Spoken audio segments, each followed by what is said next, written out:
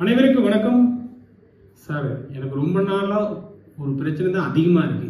என்ன பிரச்சனை அதிகமா இருக்கு? இந்த முடி இருக்குல்ல, அப்படியே வேரோட வந்துடுது. யார் அதிகப்படியான சொல்றாங்க அப்படின்னா, பெண்கள் அதிகப்படியான பேர் முடி உதிர்ந்துட்டே இருக்கு, டோட்டலாக ஹேர் ஃபால் ஆச்சு, இவ்வளோ முடி இருந்துச்சு சார், இப்போ இவ்வளோதான் இருக்கு அப்படின்னு. இன்னைக்கு ஆண்களுக்கும் அப்படி வந்துடுச்சு.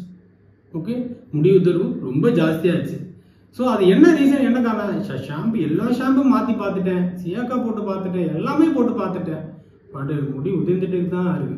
நல்லா புரிஞ்சுக்கோங்க, இந்த சியாக்கா, ஷாம்பு, ஆயில் இது போகிறதுனாலலாம் முடி வளர்ச்சி அதிகமாகுமா அப்படிங்கிறது ரொம்ப குறைவு. ஓகே, ஸோ என்ன இது ஆயிலில் மாற்றி கொடுக்குறது, இந்த ஷாம்பு ஷேக்கா போகிறதுனாலலாம் முடி வளர்ச்சி அதிகமாகும்னா வாய்ப்புகள் குறைவு. என்னன்னா உடலுடைய ஆரோக்கியம் தான் ரொம்ப முக்கியம். உடம்பு ஆரோக்கியமா இருந்ததுன்னா முடியோட வளர்ச்சி அதிகமாகும். உடம்போட ஆரோக்கியம் எப்படின்னா, உடம்புல நீர்ச்சத்து கண்டென்ட்கள், நீர்ச்சத்து குறைவாக இருந்துச்சு அப்படின்னா முடி உதிர்வை ஏற்படுத்தும். அதெல்லாம் கிட்னிக்கும் ஹேருக்கும் நேரடி தொடர்பு இருக்கு. ஓகே, இது அக்குபஞ்சர் தத்துவத்தில் பார்த்தீங்கன்னா, இந்த kidney relative to hair, teeth, phone அப்படிங்கிறது. கிட்னிங்கிறது ஒரு வாட்டர் எலிமெண்ட் சார்ந்தது. அப்போ அந்த வாட்டர் எலிமெண்ட் நல்ல கூர்மையாக, நல்ல குளிர்ந்த நீளாக இருந்துச்சு அப்படின்னா அந்த வாட்டர் எலிமெண்ட் ஹேர் நல்ல அடர்த்தியோடு நல்லா வளரும்.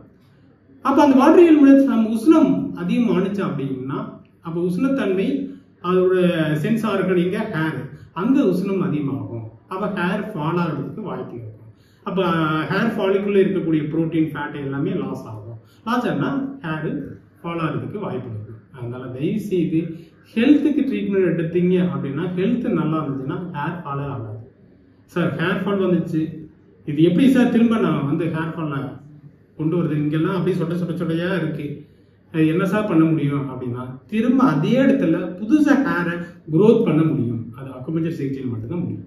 வித்தவுட் மெடிசனே இல்லைங்க. உங்களுக்கு இந்த இடத்துல சொட்டையா இருக்கு, எனக்கு இந்த இடத்துல இருக்கு, கலக்கலா முடி இருக்கு, அந்த கலக்கலா இருக்கிற இடத்துல அடர்த்தி படுத்தணும் முடிய அப்படின்னா அக்குபஞ்சர் சிகிச்சையில் அருமையான மருத்துவம் இருக்கு.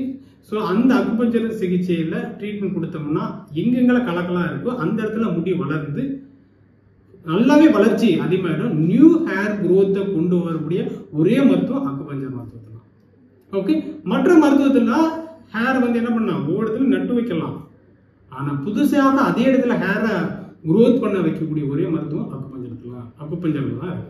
அதனால தயவு செய்து அக்குபஞ்சர் மருத்துவரை அணுகி ஹேருக்கான ட்ரீட்மெண்ட்டை நீங்கள் ஸ்டார்ட் பண்ணுங்கள்.